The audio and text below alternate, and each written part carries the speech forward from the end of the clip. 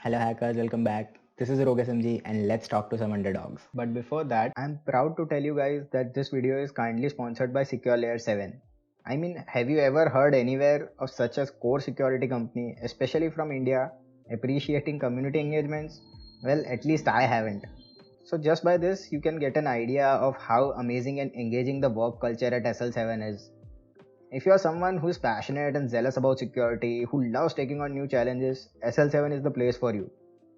Keep in mind, this is coming from someone who is actually working with them for around 1.5 years now. So, I mean, yeah, you can do some recon on me for yourself to see how far I have come since I started out. And SL7 definitely has played a major role in it.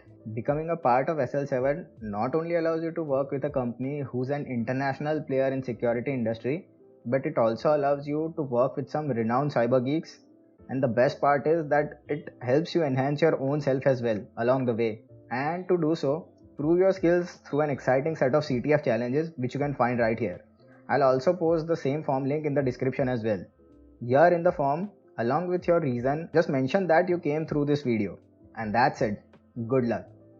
Today we'll be talking to Vivian Joseph, who goes by the name of H13 or H13, who has a full-time OPSEC job, is a husband, is a father, is a weekend chef, and is a bug bounty hunter as well. And yet he is the #1 hacker on Shopify. So pick up your notes, open up your brain, and let's welcome him. Hello Vivian, thank you for joining us here. It's a pleasure to have you. And yeah, why don't you just tell us something about yourself for people who actually don't know you? Yeah, there are a lot of people who don't know me. So my name is Vivian Joseph, and I popularly go by the HackerOne alias H13 or H13, however you call it. A thing that you would notice about me is that I'm a one program hacker. That basically means I just hunt on one specific program on HackerOne. I mean, I've been doing that for like last 5 or 6 years. Yeah, so I'm actually I do have a full time day job. Okay. Yeah, and bug bounties is more or less a side gig that when I do it whenever I'm free or when I get some time during my day job. So yeah, in a nutshell, that's about me.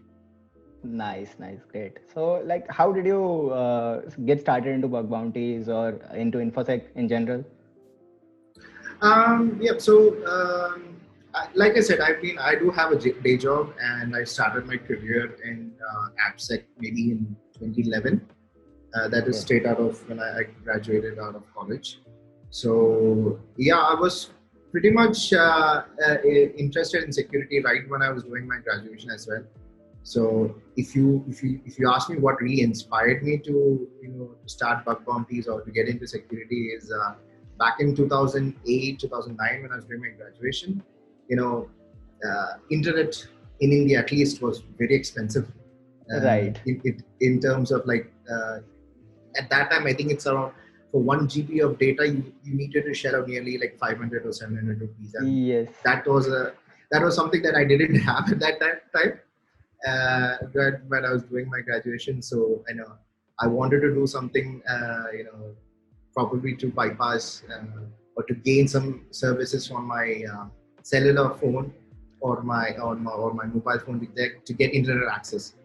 And as they say, Google is your best friend. So I started looking online as any script kiddie would do it. Yes. They probably and to my surprise, I found that when I tried to hit like free internet space with the service provider, you get a lot of predictions, and Yes. I realized at that time it's just not me; it's like everyone else. So yeah, basically that's that interest in security and the world of security and hacking actually got from there.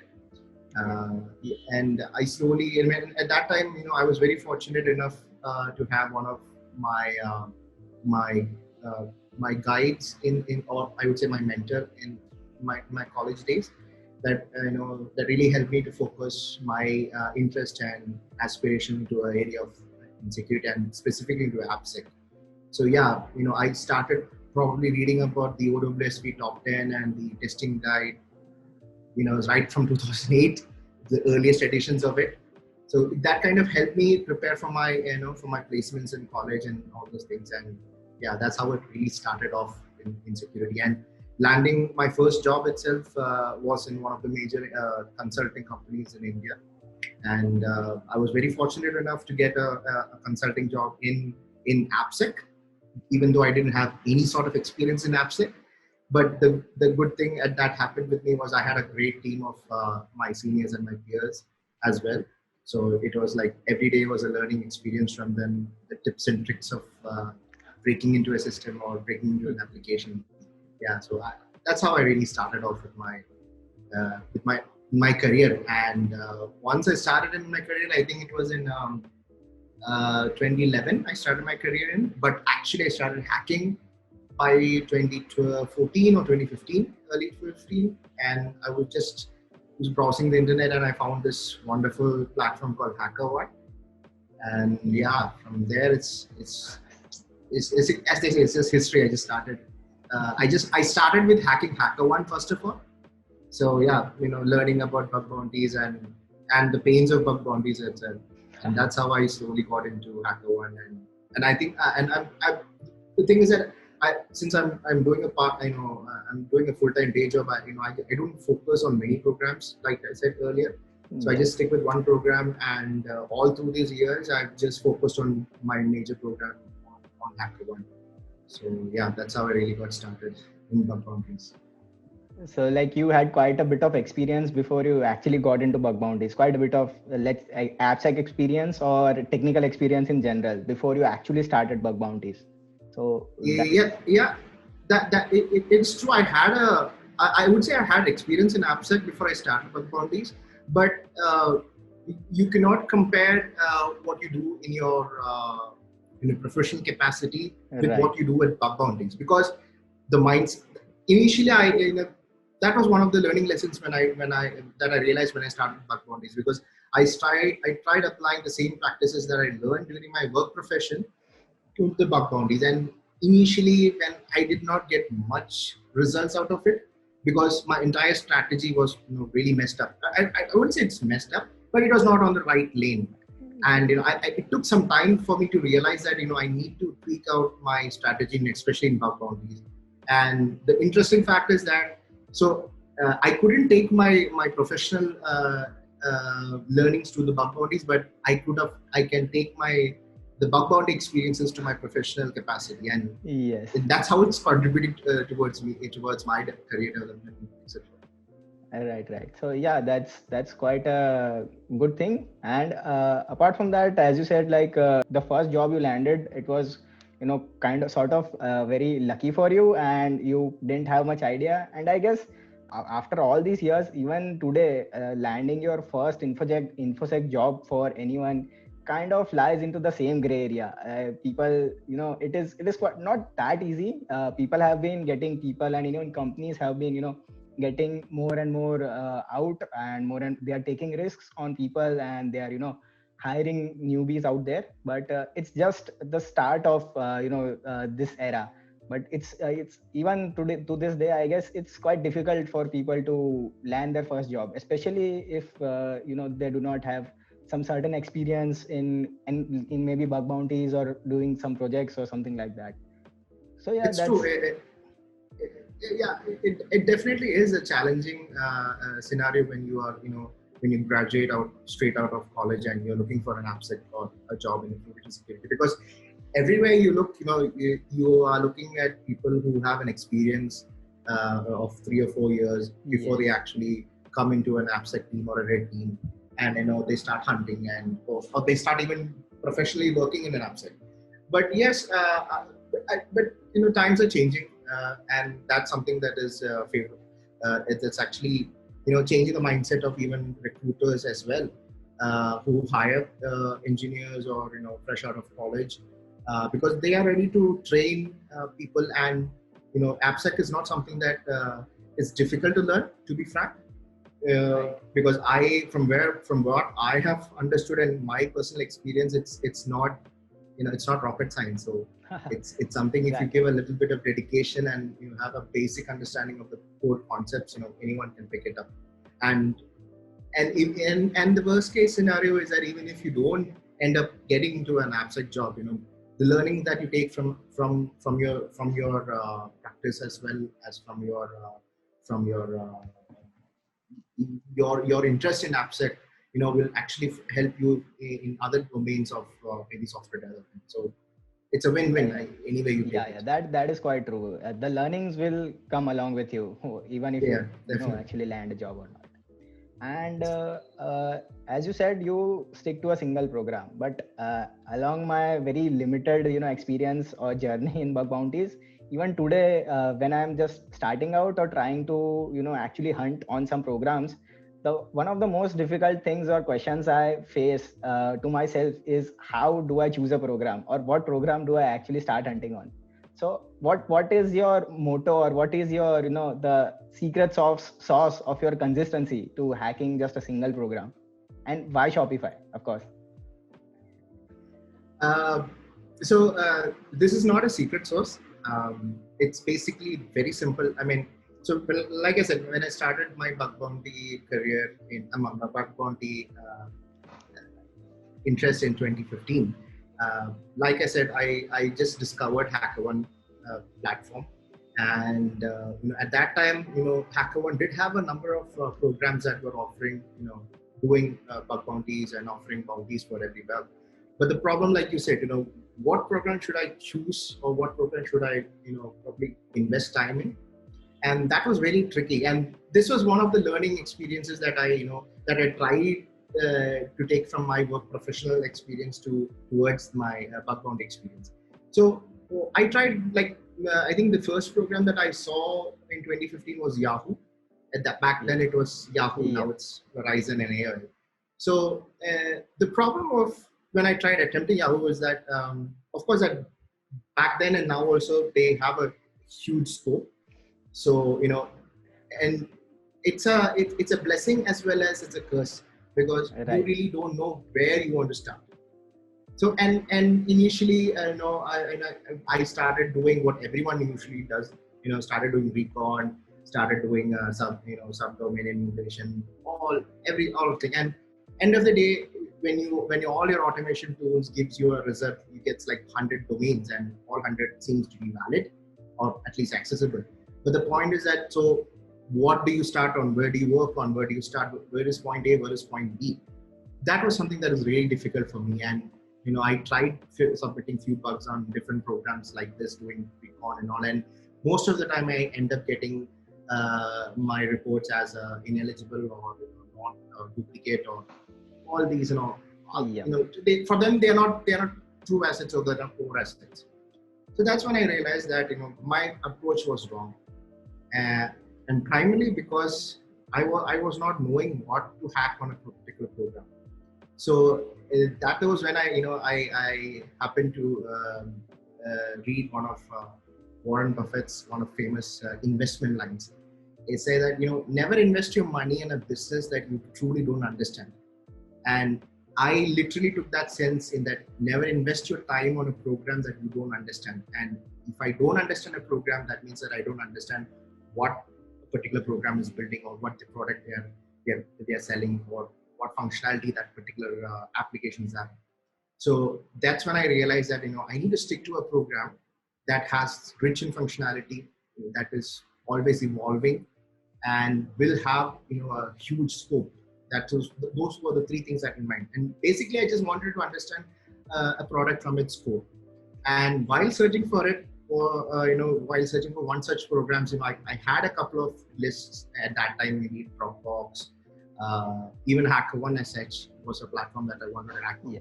But then in 2015 was when Shopify just launched their program, and Shopify had just one or two asset scopes in it, and their main asset scope is their merchant interface as well as their administrative interface.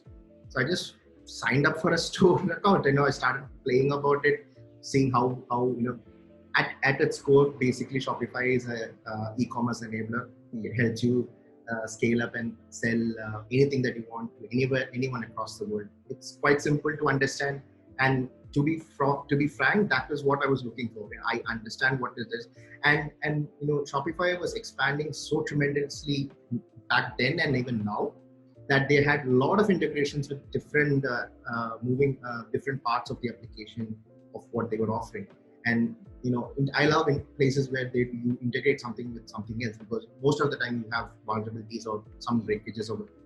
So probably that was one of the main reasons why I just decided to stick on Shopify. And I started on maybe 2015. I started on Shopify, and it took me nearly 8 months to get my first valid bug on Shopify. So it was not like as soon as I started hacking, I got it. Before I was just checking my HackerOne log just to see how many. So I submitted around 35 or 40 invalid and duplicate bugs before I got my first triaged on Shopify. So and it took me roughly 8.5 months to get the first valid one. And on that 8 months, I wouldn't say that nothing was whatever work or whatever time I invested was in vain, because that 8 months helped me to learn. I probably read almost all of their documentation online about understanding the product. So, I was as good as a developer who's developing a module on Shopify. And, I was able to understand what this was doing, how many permissions are there, what is its functionality, etc., etc. And my continued success on Shopify is primarily because of that, because I'm a person, who believes that you need to like I said, you need to understand a product from its core. So, I keep, reading Shopify documents, public documents. It's practically on the website, on it, and you can just go to help.shopify and they can give you hundreds of documents. So I just keep on reading new documents, and if I find some conflicting things that was different from the expected behavior, then I go and check, okay, why is it? Because the document says this, but I'm not getting, that what the expected result was on that. And I think 85% of my valid bugs are actually because of that. So documentation is key, and understanding the product is also key, and that's the secret sauce for my consistency on Shopify. So that is one of the biggest takeaways to, I guess, take from here is you took 8 months to find your first bug. Before that, you just were diving into the application, trying to understand how it works, what it does, what exactly was happening. And you actually invested your time to understand everything. And this is, I guess, one of the basic or core things which a lot of people miss these days. And because and one of the most contributing factor to this is all the lot of tweets that goes out, like P1 in 5 minutes or 10 minutes, or whatever it is. People it creates a false notion of that you will find a bug in maybe 2 hours of you start hunting out, or maybe 20 minutes, or just 2-3 days. People get a false notion of that it's easy to find bugs and just go out. And if they are not able to find the bugs in maybe 2 to 4 hours or 2-3 days, they sort of fail at their own unrealistic expectations that they have put, and that leads to they just stop hunting on maybe that program, or they just give up hunting altogether, and then they come back together, and it just downward spiral that goes. So that is I guess one of the best things to implement if anyone is not doing that right now. So of course, I mean, everyone comes to bug bounty. I mean, most of the people who I know who have approached me on Twitter or messaged me on Twitter asking me to help them with something, I feel that they are not of course there is a monetary part in, or monetary reward in finding a bug.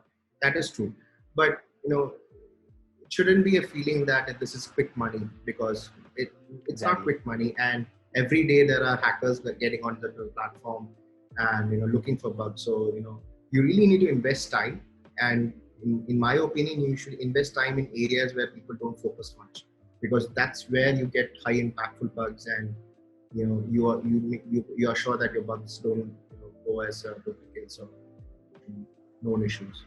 Right. Yeah, so reading documentation and understanding the product is key. Yes. And you also mentioned that when you started out, you also had Yahoo as a program, but it has a lot of assets in scope. Exactly. And Yeah. recon was a very big factor to actually understand or gather around their assets. So what is your workflow? Are you a guy who is more dependent on wide scope things, or are you more deep diving into the application? And are you like more reliant on automation or just manual? What kind of thing do you follow? So if I say I don't use automation, then that's a lie, because I do some degree of automation. But uh, automation, so I've seen a lot of hackers trying to do a lot of automation and doing some sort of integration, trying to fuzz parameters. All these are good, and I'm not questioning that. They're not worth your time. But the fact is that what do you do with the data that you get? So you need to understand, whatever information that you that you got out of your automation, you should leverage that to be used to something else. And in Right. my opinion, and my personal practice of on hacking on Shopify, I really don't focus much on automation, because I already know what are the core assets, and what are the what are the domains that are in scope within those assets, which are eligible for bug bounty. So my limited automation that I use would be probably more on the fuzzing of parameters or fuzzing of endpoints on known existing targets. And for that, I just probably just use the common F of or some other dictionary attacks to get, or directory Right. buster for example. It's not like in a heavyweight automation, but just the lightweight automations that Yes. I do. So to answer your question, if I'm more on automation or a manual side, I think I would say I'm more on a deep dive manual side, uh, because I try to look at each asset at a time. And automation, even though it gives me some hints about probably what hidden directories might be there or hidden areas of the application, it actually gives me more information on what the architecture stack is about, or how I can bypass probably certain controls, or certain existing security mods to bypass. So Right. more or less, yes, I would say that on a manual intrusive attack, I would be focusing on each asset or each app at a time. Right. So yeah, you can automate fuzzing parameters and fuzzing maybe directories, but you cannot automate going through documentations. Yeah, So exactly. yeah, that is of course that is one thing which you have to go through yourself manually. So that is good. Yeah. And also I think in automation everything is great, everything you said, like that makes sense, but one more thing I think in automating stuff is people actually don't understand what's going on. So if for example they are automating maybe fuzzing parameters, so they are actually fuzzing parameters or maybe brute forcing directories, but what is that director doing, or what is the next step after they do, or what will they do with the parameters, and what exactly does this parameter do? People generally ignore those factors, and they are just more keen on actually finding the data than utilizing the data. Yeah. That I think contributes to this discrepancy in automation versus manual. Yeah, that's true. It's there. So like I said, like it's more or less what you do with the data that you got from automation. And if you're able to read it right, well and good, you probably might be sitting on a gold mine. But half of the time, people who just Yes. simply do automation, they don't know that. So yeah, that's one takeaway that I kind of figured out early on during my bug hunting career. So, what is your most favorite bug type, and what was your most interesting bug? Maybe it was a single standalone bug, or was it a chain of bugs? What was it? Um, okay, so okay, this is a tough one. My most interesting bug type would be hacking on Shopify's GraphQL schema. So to tell a bit about Shopify's GraphQL schema. So almost everything, it's close to 85 to 90% of all server-side transactions are being controlled on or are being run on the GraphQL schema on Shopify, and it is something that the Shopify engineering team has been migrating since the last 3 to 4 years. And personally, for me, it's been a very good hunting ground for finding bugs, because anytime you do a technology transformation on a product to something new, from, let's say you're going from REST API to GraphQL, it's a very interesting time, because a lot of permission issues, a lot of bypasses, or specific routes in application paths you may find in doing hunting in it. So I would say my best category on the bugs that I look for mostly are GraphQL bugs in Shopify. And since been hacking on Shopify, every day Shopify commits around like 1,000 commits to their main production. So things that you see today will be totally different from what you see day after tomorrow, and that is actually keeps me engaging more on Shopify, so that they keep on adding new like schema objects or queries, so that I can go and hack them. So yeah, that I would say that is my favorite bug type. Okay. And most interesting bug. So most interesting bug will, everyone's favorite bug is account takeover. So yeah, I would say that would be my most interesting bug. And Shopify, even though has been, moving towards GraphQL, and it's one of the best hardened security programs on HackerOne, I would say, because it's not easy to get a bug on Shopify, to be honest. And if you are new to hunting on Shopify, I would suggest spend some time reading the documentation before actually starting to hack, because you really need to understand the app before you start hacking it.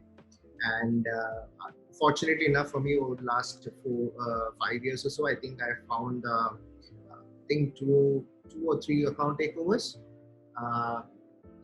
These were not on the main. So they have different assets on Shopify. Like they have core assets, non-core assets. I have not found so far any takeovers on the core assets, but yeah, on the non-core assets I have found. The only difference between non-core and core is that the payout is a bit on the lower side on non-core. But yeah, it was still, it was really good bugs that I found. And again, all these bugs were related towards the GraphQL schema and issues in GraphQL. So yeah, that would be my favorite bugs. So yeah, GraphQL is also something quite new. And as you say, migration always leads to some interesting results, especially for people like us to hunt on. And again, as you said, GraphQL. So even today, GraphQL is something which is not that famous or quite new, I would say. And the same thing before 4 to 5 years back would be like something extremely new. And that is also another thing which people are very skeptical about, doing. Like they generally try to focus on things which are already out there, which are very common. And any new technology, if comes out, people generally tend to be, especially for people who are not into the domain for quite a long time, they generally tend to stay away from new things or new technologies, and then try to stick to the basics itself. So I think this could really be a goldmine if people actually try to focus on the new technologies or stuff which comes out, because I guess it's very fresh, and even the organizations or the developers which are trying to implement it or configure it, they might not be knowing that what exactly is going on and what's happening. Yeah, but like it's like I said, it's a relatively new GraphQL, but nothing is nothing is old also in technology. So, but at the same time, I've seen a lot of other organizations adopting GraphQL. It started off with Facebook, and now I think almost everything on Facebook is actually on GraphQL. Most of them, at least. And certain other organizations, or PayPal has also started on GraphQL. And if you go check out the program over there, you would see a lot of people making some good bugs on it. And I would presume most of them are on most of the bugs are on the GraphQL side. But yeah, it's a wonderful opportunity for a hacker to really understand a product in depth if they know, and if that particular product uses GraphQL. Because if you get the GraphQL schema, you can probably map out all the endpoints or all the queries and objects or mutations in it, and that will actually give you probably hidden, or that will actually give you a lot of specific functionalities that are not even actually implemented on the application itself. So a lot of hidden paths you will receive, and you will come to know about it. So it would be definitely rewarding. All right. What is your methodology like? So you follow the basic stuff and everything, that is fine. But what exactly do you try to do? Do you usually try to replicate whatever you have learned or read somewhere, or do you maybe try to do your own research into finding or exploiting something, or does it is it a mix of two? How does it? It's a mix of two, definitely, because when I initially started off with HackerOne and Bug Bounties, the only thing that I would used to do is read all the publicly disclosed bugs on various programs, because I think that's disclosure is a big deal in starting your career in Bug Bounties, because you would actually know what programs are trying to get from running such programs or running such Bug Bounty programs. And not only that, you will actually come to know what is a hacker actually targeting, or what is an attacker actually looking for. So initially I was just trying to do what others have been doing. So an example would be subdomain takeover. It was maybe 2 or 3 years back. It was a big thing. Almost everyone was reporting subdomain takeovers, and even though it was not a very technically challenging exploit to do, it does give a lot of impact to an organization if you're able to claim a subdomain of them. And organizations like financial organizations or e-commerce organizations, you can have attackers or scamsters running these kind of bogus programs, or trying to do fetch credentials. The possibilities endless. So when you consider that, the impact of such a subdomain takeover was huge, and people started exploring. I don't remember which report it was, but I think it was one of the reports on Twitter, which had a subdomain takeover reported by Franz Rosen, and that I read. I think he was the one who actually brought out this entire subdomain takeovers thing. But it flooded the entire bug bounty, activity or disclosure that everyone is trying to do. Yeah. So like that, like I said, we learn from what others have exploited and we try to do it. At the same time, if there is no individual contribution in finding out exploits, or you will not grow, or you will not truly reap the benefits of doing a bug bounty, because you will be limited to what you are actually knowing or what you actually read about. So I try to whatever possible. So in the Shopify ecosystem, since I've been hacking for such a long time, I almost know every integration components in it. So I try to think from a different perspective, like what if you can enter Shopify core system through a different app? Is there an integration over there? So I try again, going back to the documentation, going to their GitHub pages just to see if there is some kind of references. And I think I wouldn't say that all the time I will get a success rate, but definitely maybe I think 30 or to 40% of my bugs have also come from there as well. So yeah, it should be a mixture of both self-research on the program, and every program is different. So once you have been hacking for a program for a while, you kind of get to know how the program is going to be, how the particular asset in scope is actually going through development, or what you will probably know what are the release cycles and what's going to come next in 4 or 5 months down the line. So utilize all that knowledge and try to build an exploit or try to find a vulnerability in that particular aspect of an asset. And I would say like I said, nothing goes in waste. So if it doesn't help you now, maybe a couple of months later, it will definitely help you. So, yeah. Yeah, right. So I guess initially when someone is maybe new or they are just starting out, then they usually replicating stuff or trying something they have read is quite acceptable and good.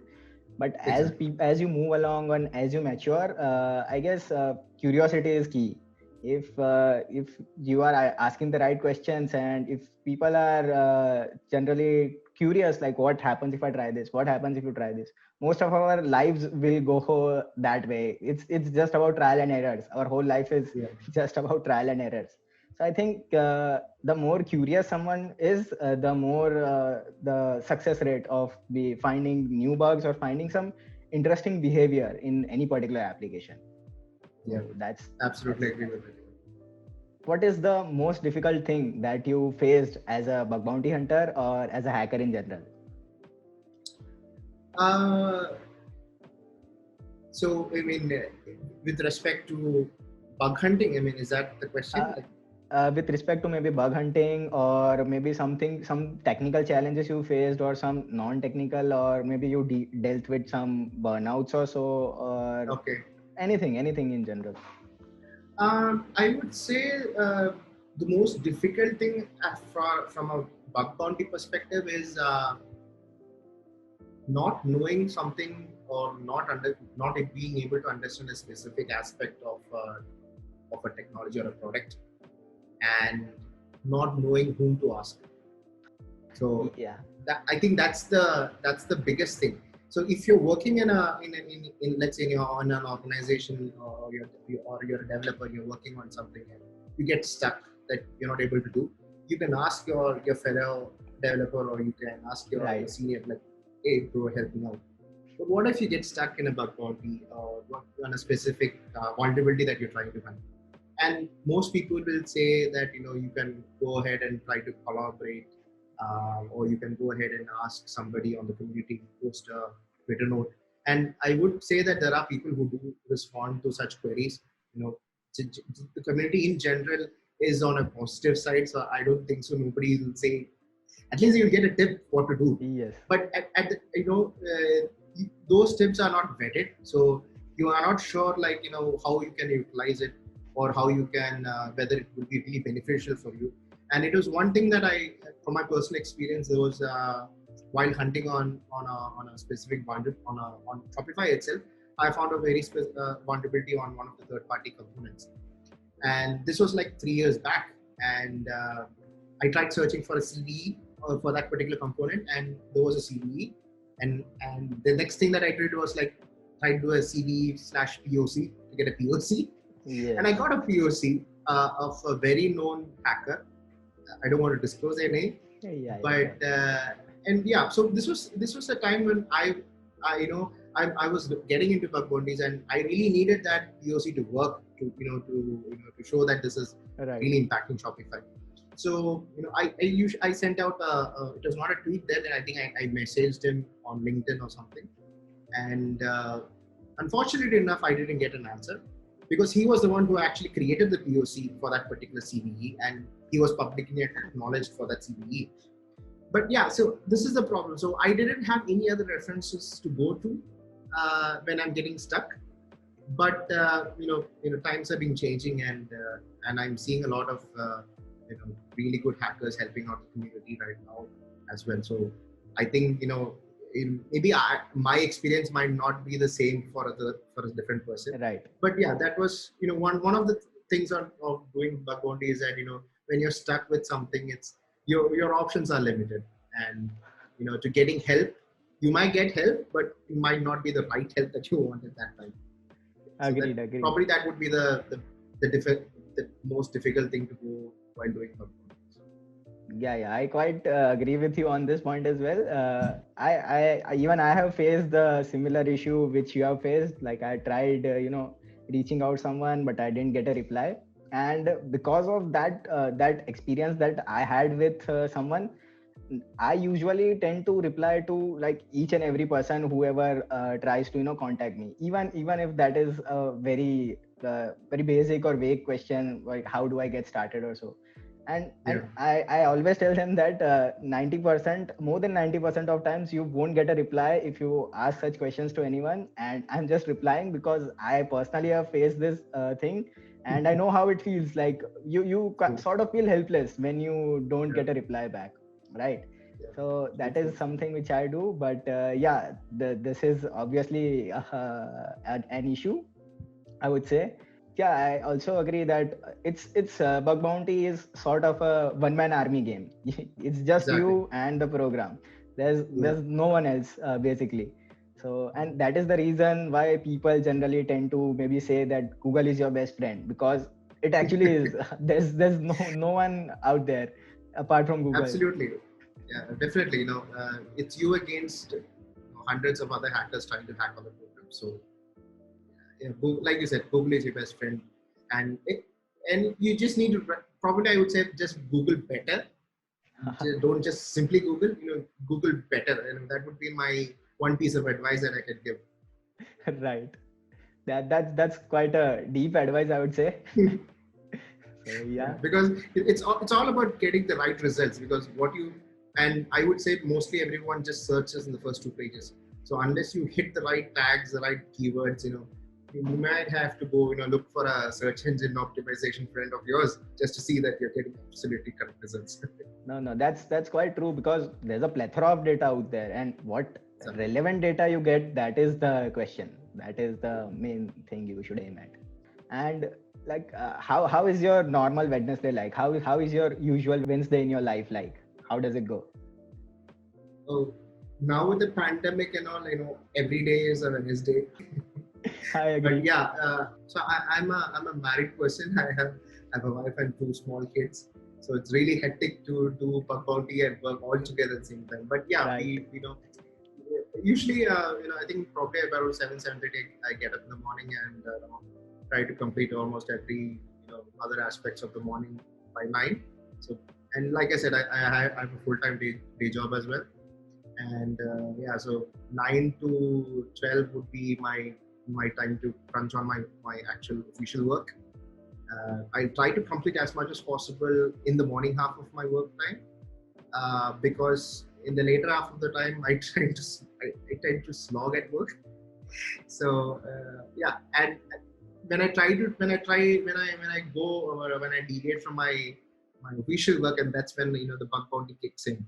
So most of my productive work in terms of my official work, I try to complete it in the first half of the day. And if I do get time, sometimes in the weekdays, I try to maybe like half an hour or 1 hour. I try to see maybe some new scope or new functionality that has been added to my favorite program. So I try to read about it first, and then I go ahead and test it out. So my one thing I would like to add that is that even though I say that I'm a part-time bug hunter, I generally don't. Almost every day I try reading the documentation of Shopify almost every day, because I go into their change log just to see what has changed. Because in bug bounty, the key is be the first person to get it right as well. So, and truly I believe in that, because I have missed out on a lot of bugs just because I was a bit late in reading the documentation. Somebody, my competition in Shopify, they are also doing the same practice. So to be successful on a program, you need to be updated as every passing day as possible, and probably that will just take half an hour of your time. But I would recommend everyone to definitely do that. See the change log, see what happened overnight. If you have some kind of a portal on, or let's say you're hacking on Facebook and you just check Facebook every day and you notice a new feature or new functionality that was not there yesterday. Oh, that's something that you need to look. Probably you might find a bug. So right. The same approach I do it on Shopify as well. So yeah, so not every day will be a hectic day at work. So you always have time, and it's about the priorities that you do. So once you're able to prioritize your task, you can have a productive both work life as well as bug bounty and work life balance. Yeah, so I guess that's a pretty interesting approach, and a lot of people will not be able to follow what you do because not everyone just tries to hack on a single program, right? Yeah, And that's true. you have just what you have done is sort of taken the pen testing perspective and put it into bug bounty perspective. So even though you are a part-time bug bounty hunter, you are sort of a regular pen tester for Shopify itself. So that is a pretty good In a thing way, which works for you very well. And yeah. yeah, that is quite nice. It's not just me as such. I think if you look at the top bug hunters of various other programs on Right, HackerOne right. and Integrity or any other platform, there is a reason why they are consistently on the top. It's because they invest time on it. There's no shortcut towards that, because unless you spend time investing in learning the product, the scope, and the change log, there is really in- there is no other way that you'll come down in your rankings, because you'll be the first one to notice these changes, and at that instant sometime you'll have to exploit it. You'll have to look at for the bugs at that time. So yeah, first come first serve, right? That they say, right? Yeah, true. Because any of the good hunters, or you can say any of the experienced hunter, you are whatever. When people ask, there are usually two pieces of advice they always give. The first one is to just start doing Yeah, something, just start, and the second piece of advice is stick to a single program. These exactly. are, I guess, the most consistent advices I have personally come across Yeah, from the experienced people out there. So yeah, it yeah. definitely works. In every sense, yes, it's true. And how do you think people would stay relevant in the industry or be successful in this industry? So for example, if maybe someone is doing pen testing and someone is doing maybe red teaming, so do you think if the pen tester guy should continue doing pen testing, or he should explore various other aspects like maybe blue teaming or red teaming or maybe something else in the security domain itself? What do you think? So this is a very interesting question. I would say to be successful in bug hunting, you need to you need to wear different hats. Um, Right. from a pen tester, from a blue teamer, from a product architect, from the basic level of user also. Because unless you position yourself in these different roles, or these different aspects, or from these different point of view, you are literally not testing the entire scope of the application. Because and I can give you an example. So there is this hacker who goes by the name Mayonnaise Yep. on AOL program, and he has just, I think, recently started hacking on AOL. OAuth, sorry, not AOL. They keep changing the program names. But the fact that is, he is coming from I think a totally different domain, and he's utilizing what he has learned in his domain. I think it was more on marketing, or I think it's basically, I'm not familiar with the OAuth scope, but the fact that helped him most in the bug bounty is that he's able to leverage something that no other hacker has actually experienced, and he has Right. brought that to his testing. So it's like you're running you're doing some tests on a specific application that has maybe like 5 different rules, and this is what you do. But now you are approaching the application from a different aspect of actual administrator, or you are using from or a user who has elevated privileges on the application. That's something that nobody of those 5 users would be actually using.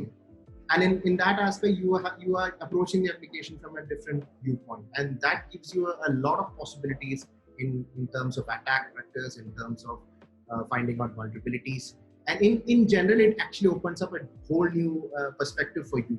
So I would definitely say that just don't be a red teamer, or just don't be just an AppSec guy who just simply runs an automated scan on the tool. Because you will miss out on the good stuff, and you will not know what you have been missing out.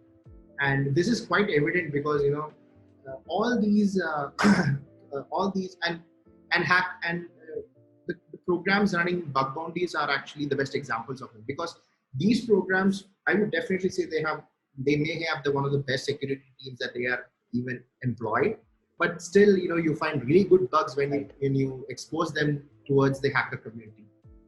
The best answer for your question is that is it, because unless you see from a different set of eye, you don't explore the perspective of a different a different scenario. You are not really to 100% testing your applications.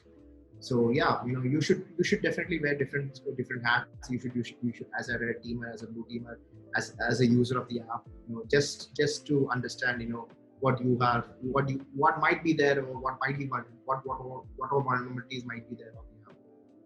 Right. So yeah, I guess perspective plays a very important part in actually for trying to find impactful bugs, I would say, and something which people might have missed out. So having different perspectives certainly helps. And given your experiences, what would be your takeaways on approaching applications or web applications? I would say like Shopify or maybe e-commerce sites.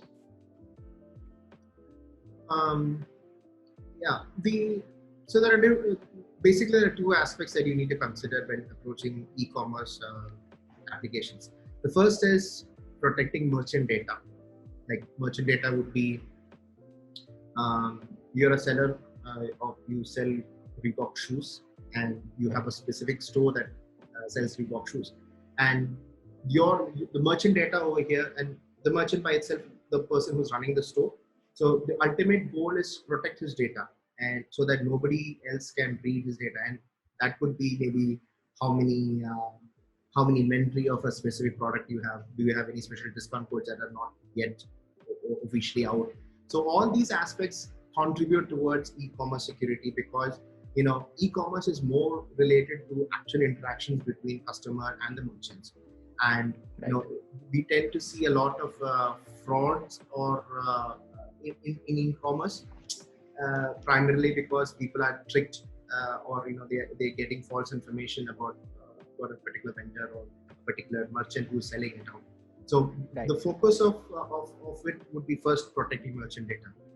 Then comes the actual part of protecting client data by your customers. So if the objective is that when you are considering, or when you're taking up client data towards your store, you should make sure that the data that is stored within your merchant site is actually protected from a hacker, because that would be the ultimate end game if a hacker breaches your website or your merchant site and tries to gather it. So, and the other aspect of e-commerce is obviously dealing with payments and merchant payment integrations. And but I would say, from my personal experience hacking on Shopify, the payments part is quite secured. There's really no way of tampering it unless it's like a very sophisticated attack where hackers can maliciously upload some JavaScript file to do something. But to be frank, and I don't test much on the payment gateway integrations. But yeah, for as a developer or as a merchant who's configuring their payment gateways, it should be always you should always be very cautious when you're doing such kind of configurations, and also when you're testing on those configurations. So because any small misconfiguration will have a financial impact on that store. So yeah, so probably these are the three focus areas which I I focus on most of the time. So I try to hunt for merchant data, I try to hunt for customer data, and I try to see if integrations are right. And all these three things falls into the scope of the Shopify's GraphQL. So yeah, that's how I. Right. I guess that's a pretty good high level view of approaching e-commerce applications. Yeah. So yep, that's quite nice. Yeah. And also, as you said, you have a daytime job. You are a father. You are a husband. You do bug bounties as well. So how do you manage all your time? How are you able to do everything? So not every day is planned out to be a perfect day. Right. Yeah. So like I said, I don't. I'm a full time. I have a full time day job. So majority of my time and effort goes in doing that. But like I said, I even if I don't do bug hunting on an every daily basis, I actually do a bit of reading of the product pages or change log. Like I said earlier, I try to keep updated on what happened overnight at my favorite program, Right. and that also involves and everybody says that just go and look at the program policy page. You get to get updated information. I'm not denying the fact that you will get updated information, but the chances that you get more information if you go to their developer or engineering site, if they have, because they always post blogs and all. And most of the programs or teams that are running bug bounty programs have a Twitter account where they post about upcoming releases and features and all. So try to follow those, because and then that's how I actually structure my day, because I make sure that I do a bit, maybe like half an hour or 1 hour of this work, so that probably I can from the information that I gathered from here, I can take it to the weekend and focus more on on that particular maybe if they introduce a new feature, okay, I will just write it I make a note that this is a new feature has been added, and I try to do all the hacking on a weekend. So try to it's all about time management, like you said. Right. But you don't really have to do a bug hunting on a daily basis, but you should take notes. You should keep a tab of what's happening, because like I said, either you should be the first one or you should be really lucky to get the bug. So, and I prefer to be the first one rather than to be lucky. Right. So mostly, that's how I usually structure my day. Yeah, that's a very difficult task, I would say, to manage the time.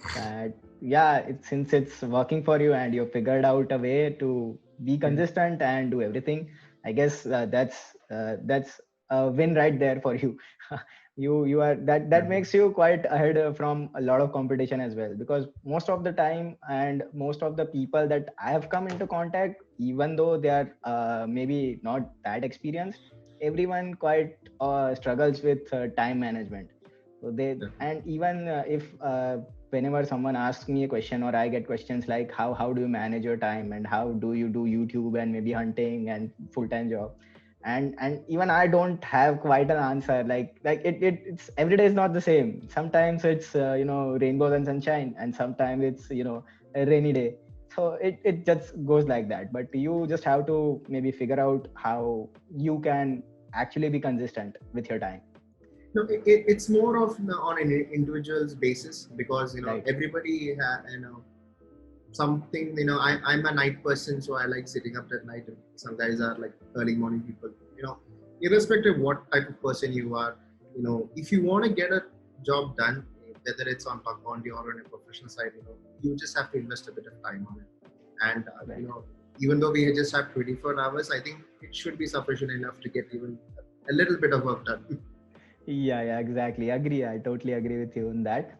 And since you do all this on maybe somewhat of everything on a daily basis, so how do you deal with burnouts, or what do you do apart from all this technical stuff? So burnouts is it's a very big aspect in bug bounties when you're doing it, and it's actually quite serious because I have heard and actually I've seen a lot of people actually going into kind of a depressing mode if they don't find something, because and half of the thing is because they set up expectations that they want to get this much, or they want to get, let's say, I had a hacker friend of mine who just recently started bug hunting and had set an unrealistic expectation that he wanted to make 10 grand, $10,000 per month, every month.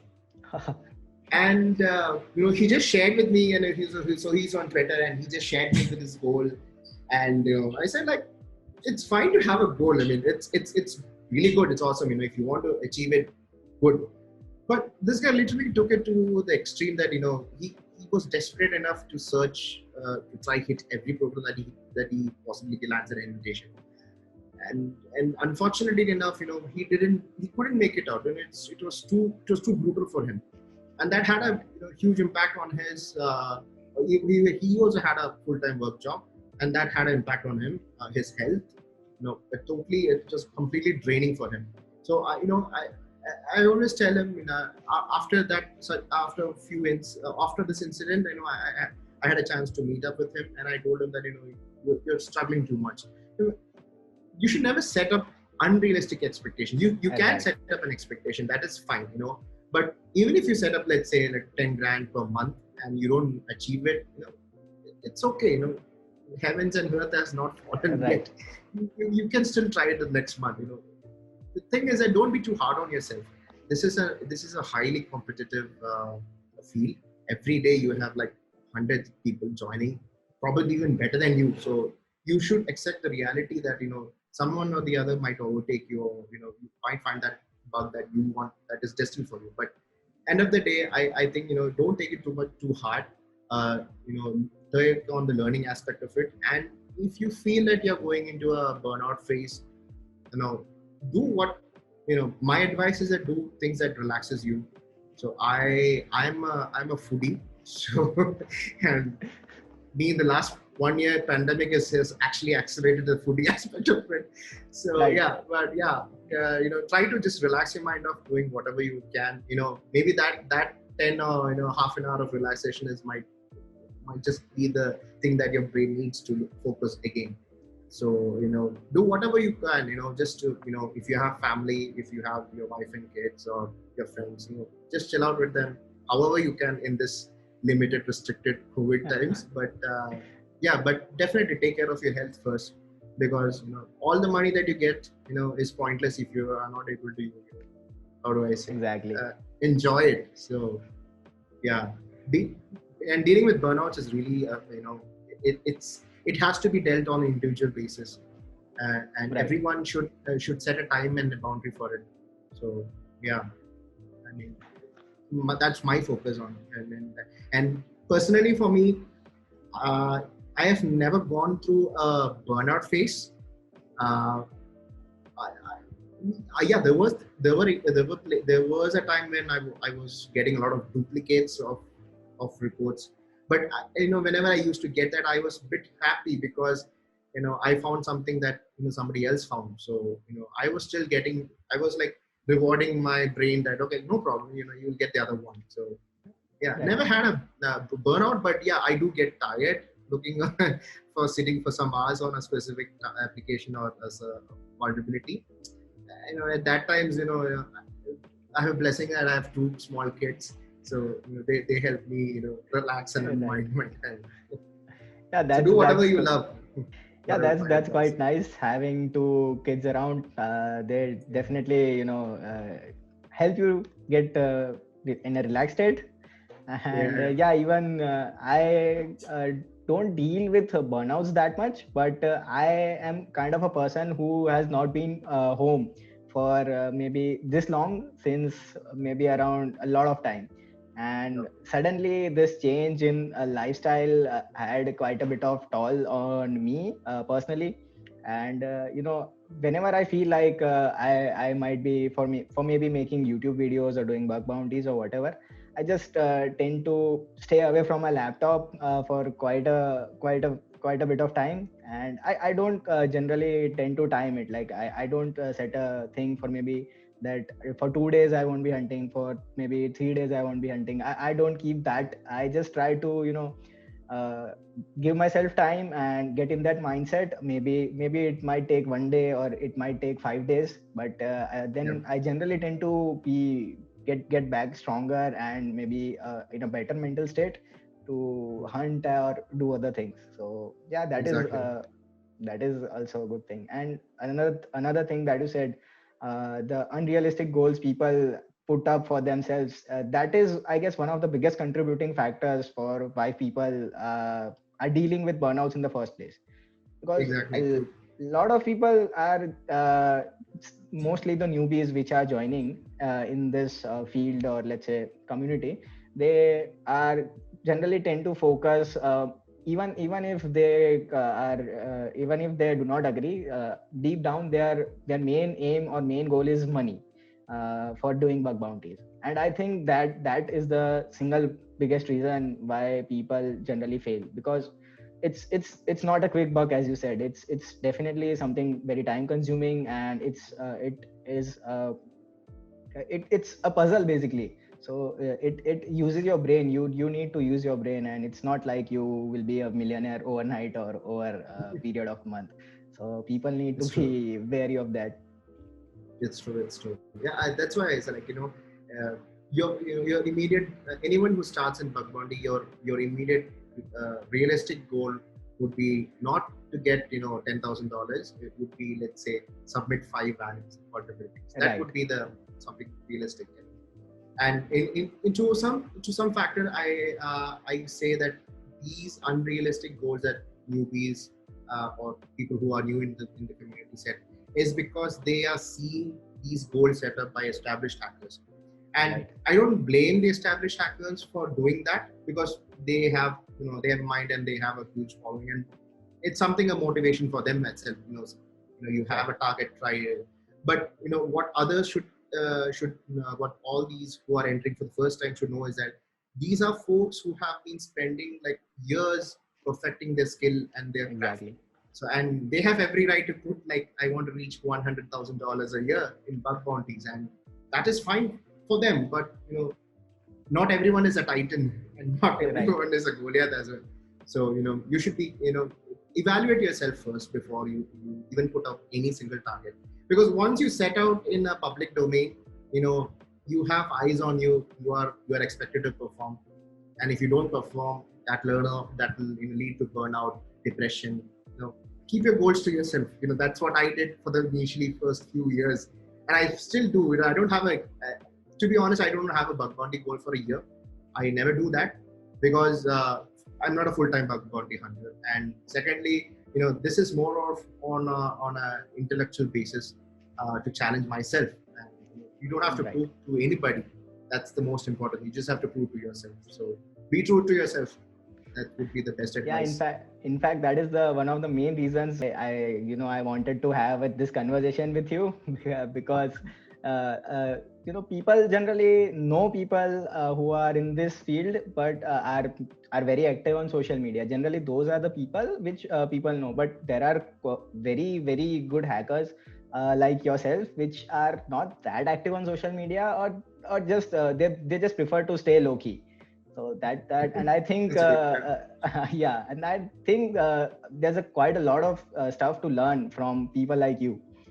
And as a final closing note, what do you wish you knew when you first started out bug hunting? And maybe what would be a single piece of advice that you would want to give yourself 5 years back? When I started bug hunting, when I usually submit a report, I am very impatient after that. I want to get to know what happened, Refreshing and the emails. yeah, I just keep on, picking on the report, what's the update here? What's the update? It might just be like 2 days for me, which I think, in my point, at that point in time, I say, hey, it's just like 10 minutes just to verify this bug. Why the hell are they taking 2 days to reply to me? But then I realized that, slowly I realized that, you need to have a lot of patience in this game Right. to be successful in bug bounty, to cope up with the pressures of bug bounty hunting. Patience is key. And initially I did not have that patience. To be honest, I was very, I was very reckless. Initially, like, I used to ping the teams in such a way that they got frustrated, and they send me an email saying that, please stop pinging us in the report. We'll get Right. back to you when we can. But but they understood. I was. They understood that this is a new. He's a new guy. He's just learning the trade. And but slowly, I started developing that patience, and patience is key in bug bounty and almost in every other aspect of life as well. Right. Those who wait get the best. That's what they say. So I think that would be the best advice I would have given myself 5 or 6 years back. To be a little patient. You will get, if that bug was meant for you, you will definitely get it no matter what. So Right. yeah, that would be the best advice I would give. Even now also, like to anyone, whether they are skilled hackers or whether they are starting up for the first time, learn your trade. You know, focus on a limited amount of program at a time, and be patient as much as possible, because these programs that are running on different platforms. For example, they are running like they're getting like hundreds of reports a day, and I can imagine just validating just one of them can take us so much time. And my organization is actually also running a program on HackerOne, and I know how much reports we get when we have a new asset in scope, and it's really difficult. So I like I said earlier, try to put yourself in different perspective and different shoes. So yeah, patience is key, and of course it's one of the most important things that you need for being successful in hunting. All right. Thank you so much for being here, coming out, and having this wonderful conversation. I guess there is a lot of in knowledge in whatever you said, and I guess a lot of people might be learning at least quite a few things from whatever your experience you had. Thank you so much once again for being here, and yeah, keep hunting. Thank you so much, Satya, man. It's really a good initiative that you have been doing, and I for those who are watching this, I know I really wish everyone checks out your channel, and see the other videos and the great contents that you've created. So once again, thanks again for having me as well, and allowing me to share my experiences. Thank you so much. All right. Yeah.